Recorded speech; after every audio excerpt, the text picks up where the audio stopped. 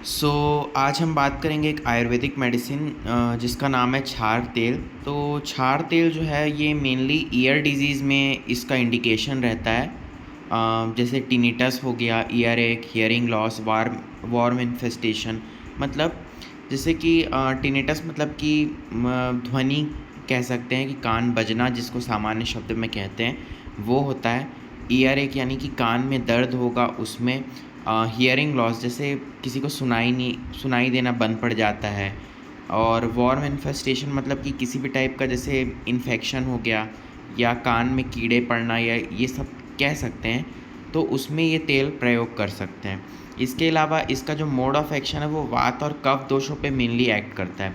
तो टिनिटस जैसे है कि वो वात दोष के कारण आयुर्वेद में माना गया है कि कर्णनाद, जिसको टिनिटस से कोरिलेट कर सकते हैं। तो मतलब कि वात के कारण दर्द होता है और ध्वनि भी जो है वो वात के कारण ही होती है। तो क्षार तेल की ये प्रॉपर्टी होती है कि वात का शमन करे। और कफ यदि बढ़ रहे हैं, जैसे कि कह सकते हैं कि किसी को राइनाइटिस है या सर्दी खांसी ऐसा प्रॉब्लम हो गया है या कफज विकार है, उसके कारण भी हियरिंग लॉस हो जाता है, कई बार कान में दर्द होता है। तो ये कफ दोष को भी मतलब कफ दोष पे भी एक्ट करके उस प्रॉब्लम को ठीक करता है। क्षार का एक सामान्य अर्थ में कहते हैं कि क्षरणात् क्षारा, मतलब जो काटने की प्रॉपर्टी जिसमें हो वो क्षार है। तो कफ दोष में भी एक मतलब संगठित टाइप का हो जाता है, तो उसको काटने की प्रॉपर्टी क्षार में होती है, इसलिए ये क्षार तेल इफ़ेक्टिव होता है। इसलिए एंटीसेप्टिक और एंटी इन्फ्लामेटरी प्रॉपर्टीज़ होती है। क्योंकि एंटीसेप्टिक प्रॉपर्टी है इसलिए वो हीलिंग वगैरह या बैक्टीरिया या जो भी कोई घाव हो गया है उसको हील करने में हेल्प करता है। एंटी इन्फ्लामेटरी मतलब वही कोई ईयर के किसी स्ट्रक्चर में अगर सूजन वगैरह आ गया है तो उसके लिए भी हेल्पफुल रहता है।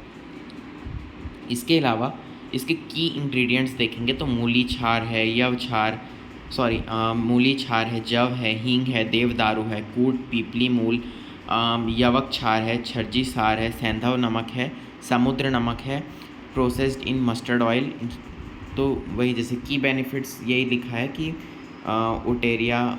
ओटोरिया या पेन या वैक्स या ईयर इन्फेक्शंस, मतलब वही वैक्स जैसे जम जाता है तो उसको वैक्स को निकालने के लिए भी थोड़ा सा स्ट्रॉन्ग एक कंटेंट चाहिए होता है जो उस वैक्स को गलाए। तो इसमें सेंधव लवण है जो मतलब कि वो वैक्स को सॉफ्ट करने की प्रॉपर्टी रखता है। सेंधव लवण या समुद्र नमक है वो मेनली गलाने का, और इसमें क्षार भी है और थोड़े तीक्ष्ण और उष्ण औषधियाँ भी है जो मेनली एक तो वात का शमन करेगा, और एक जो सॉलिड जैसे कि वैक्स हो जाता है किसी के कान में उसके कारण भी किसी को सुनाई नहीं देता है, तो वैक्स थोड़ा सॉलिड स्ट्रक्चर रहता है, तो उसको ना लिक्विफाई करने में या उसको थोड़ा सा सॉफ्ट करने में ये जो क्षार तेल है ये प्रयोग होता है। क्योंकि इसमें जो कंटेंट है वो मेनली उष्ण वीर्य है, तीक्ष्ण है और वात का शमन करने वाले हैं और कफ का भी शमन करने वाले हैं। तो ये कंटेंट से आपको समझ आ जाएगा कि जितने भी ये कंटेंट है ये थोड़े उष्ण वीर्य हैं, तो उष्ण है तो इस कारण से ये वात और कफ का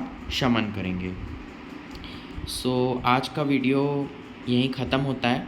तो आपको ये वीडियो कैसा लगा प्लीज़ कमेंट करके बताइएगा, और इस वीडियो को जितने से जितना हो सके प्लीज़ लाइक शेयर कीजिए और सब्सक्राइब टू माय चैनल।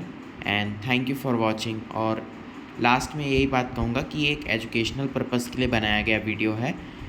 इसका सेल्फ मेडिकेशन इज़ प्रोहिबिटेड, मतलब कि अपना कोई भी सलाह जो है वो डॉक्टर की सलाह पे ही मेडिसिन ले, खुद से मेडिसिन का प्रयोग ना करें। Thank you.